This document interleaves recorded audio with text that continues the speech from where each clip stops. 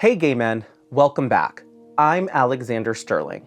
Today, we're talking about why you keep sabotaging every relationship and why, for so many of us, love always seems to fall apart. Now, a lot of gay men don't realize they're sabotaging their relationships, at least not consciously. On the surface, it might just look like having high standards, or being not ready, or losing interest for reasons that feel vague, like the spark wasn't there, or he was too into me. It's easy to rationalize, but if you look a few layers deeper, you'll often find that what's really driving the behavior isn't logic, it's fear. And under that fear, almost always, is shame. Not the kind of shame that says, I did something bad, but the kind that whispers, I am something bad. That quiet, corrosive feeling that if someone were to really see you, not the curated version, not the funny or sexy or successful version, but you, they would leave. The thing is, shame doesn't usually start in adulthood. It starts early. And for many gay men, it starts before we even have the language to understand what's happening. You might have grown up in a home that never talked about feelings, or in a church that said being gay was sinful, or in a schoolyard where every feminine gesture was mocked and policed. Or maybe no one ever said anything overt, but you could still feel it. The tightness when you played with dolls, the tension when you got too close to your best friend, the discomfort from adults when you didn't fit the mold. Over time, those little moments pile up and send a very clear message. Something about you is wrong. And when you internalize that message, you don't just question your identity, you question your worth. You start to believe that love is something you have to earn by performing, hiding, or proving. That just being yourself isn't enough. So what do? You adapt. You become sharp, funny, successful, sexy. Whatever armor helps you get love without having to expose the parts of you that feel unsafe. You become a version of yourself that feels lovable, but always at a distance. And that distance, that disconnection from your own vulnerability, becomes the default. So when you finally meet someone who sees past the mask, who wants closeness, who offers real, healthy intimacy, your nervous system doesn't relax. It panics. It doesn't think, this is good. It thinks, this is dangerous. Because love, real love, requires visibility. It requires being seen. And being seen still feels like a threat. That's why so many gay men unconsciously push love away the moment it gets real. Not because they don't want it, most crave it deeply, but because their body associates love with risk, with rejection, with loss. And if your body has been carrying that fear for decades, it won't matter how kind or attractive your partner is. Your system will look for ways to escape. You might pick fights over nothing. You might suddenly lose interest. You might find yourself attracted only to people who are emotionally unavailable, because they feel safer. They never get close enough to trigger the old wounds. Sometimes, sabotage shows up in really obvious ways.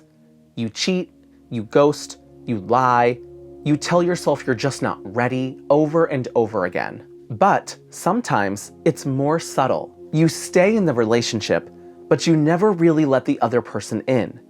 You keep it fun, flirty, sexual, but you never open the door to your inner world. You don't share your fears. You don't let them comfort you. You don't say, I need you, because that feels like giving up power. Because somewhere along the line, you learned that needing someone was a weakness.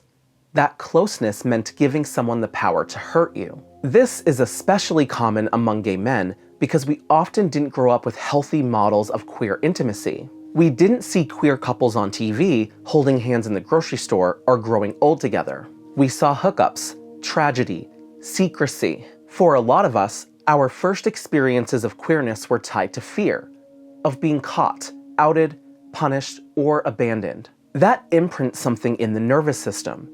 It teaches you that intimacy is either a risk or a transaction, that you can be wanted, but not truly loved, that you can have sex, but not safety, And so the brain starts to separate the two: sex from emotion, desire from vulnerability, and you build your relationships on performance rather than presence. Even now, as an adult who may be out and proud, that old wiring doesn't just disappear. You might feel confident in your career, have amazing friends, be the life of every party, and still feel terrified when someone tries to love you deeply. You might feel the urge to run, even if you don't know why.